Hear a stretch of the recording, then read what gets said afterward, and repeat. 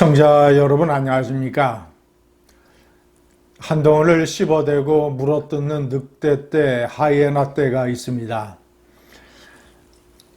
방송에 패널리스트로 출연을 하거나 아니면 본인이 유튜버 TV를 운영을 하거나 아니면 그런 유튜버에 출연을 해서 한동훈을 공격을 해야 되는 것입니다. 어떤 사람은 국민의힘의 미디어 대변인이라고 하는 일종의 패널 인증제를 받은 그런 사람도 있습니다. 대개 제가 정확하게 숫자는 모르겠습니다만은 강성으로 활약을 하는 사람들이 한 10여 명 정도 됩니다. 제가 가끔 요새 이제 숏 폼이 너무 유행을 하기 때문에 숏으로 올라온 이런 것들을 보고 간혹 마주치다 보면 제가 이 사람들은 도대체 어떤 논리, 어떤 생각으로 이렇게 한동훈을 씹어대는가를 파악을 하기 위해서 꽤 정성스럽게 유심히 그런 방송을 들어보곤 했습니다. 제가 오늘은 그런 사람들에게 충고 내지는 조언을 좀 해주려고 합니다. 한동훈은 한국 정치사에서 하나의 중요한 정치적인 현상입니다. 사건입니다. 대개 그리고 작지 않은 사건입니다.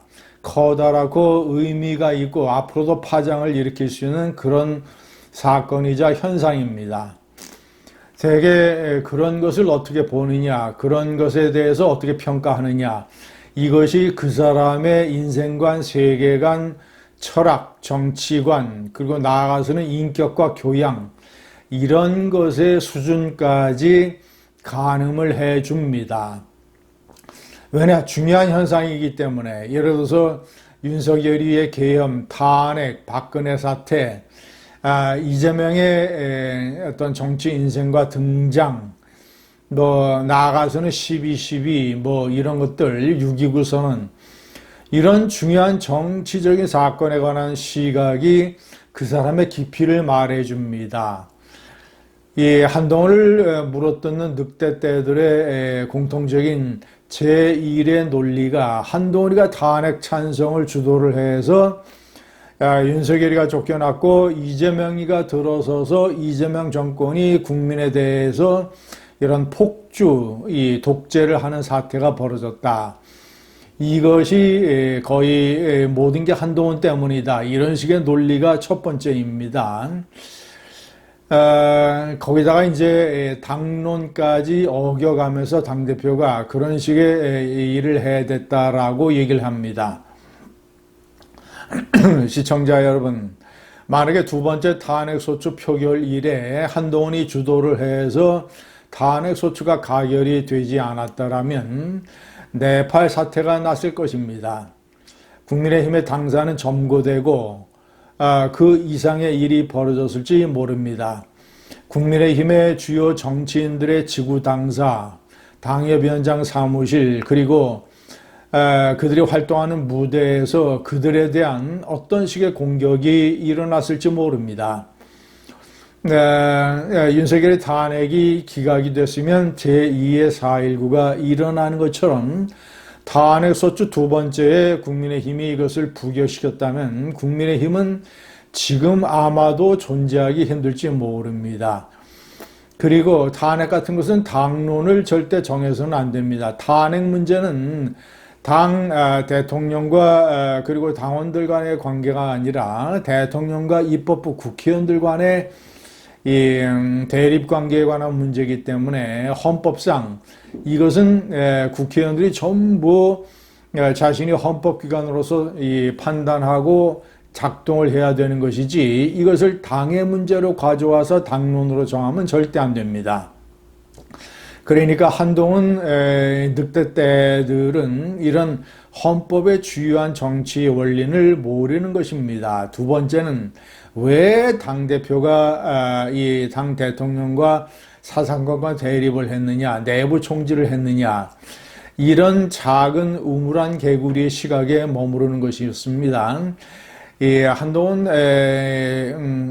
총선 비대위원장이 취임한 이후에 가장 큰 과제는 총선 승리였습니다. 총선 승리를 하기 위해서는 대표적으로 명품백 사건이라든가 이종섭 대사 문제라든가 또는 여러 가지 윤석열이 저지른 여러 가지 닭플레이를 제대로 견제하고 이것에 사과를 받아내고 이런 식의 모양새를 갖춰야 총선을 치를 수 있었습니다. 한동훈이 얘기한 대로 제대로, 그리고 제가 방송에서 목이 터져라 주장을 했던 대로 윤석열이가 기자회견을 갖고 명품백 사건에 관해서 국민들에게 사죄하고 적절한 조치를 취하고 했더라면 총선에서 그렇게 대패하는 일은 없었을 것입니다. 시청자 여러분, 여당 대표가 한동훈이 일부러 자기가 자기 정치를 하기 위해서 윤석열과 대립각을 세운 것이 아닙니다.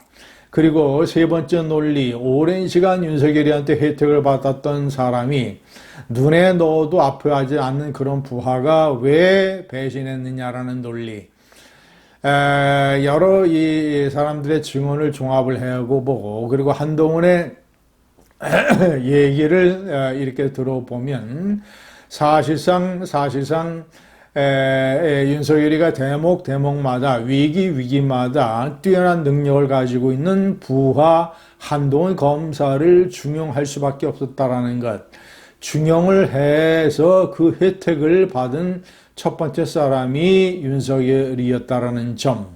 그렇기 때문에 이것은 일방적인 어떤 혜택을 받아서 능력이 없는 한동훈이가 윤석열 때문에 출세한 것이 아니라 이런 식의 인과관계가 있었다라는 점. 이것이 세 번째, 배신자론의 허구입니다. 네 번째, 한동훈에 대해서 무슨 한가발이라는 말을 입에 달고 다니면서 공격을 하는 하이에나 떼들도 있습니다.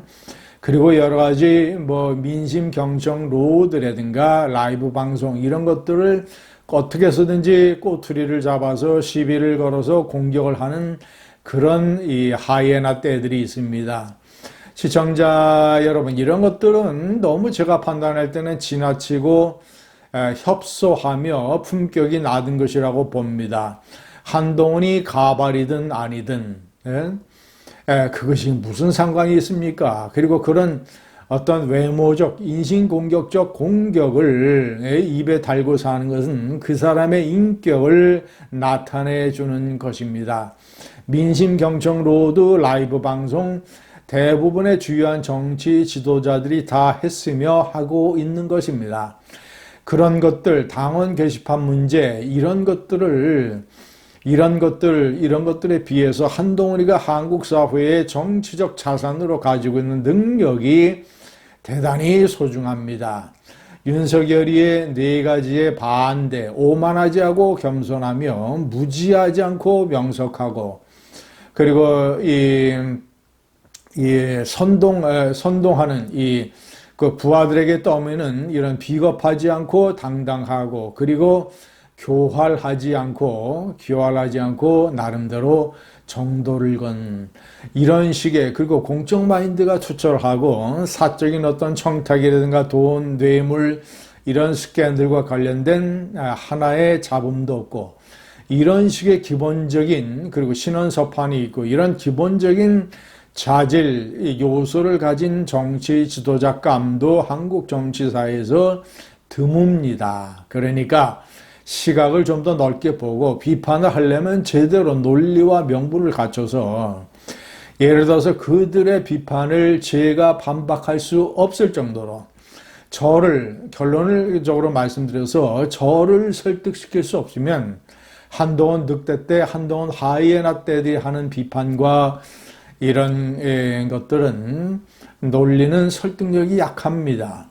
우선 나부터 설득시킬 수 있어야 될 것입니다. 감사합니다.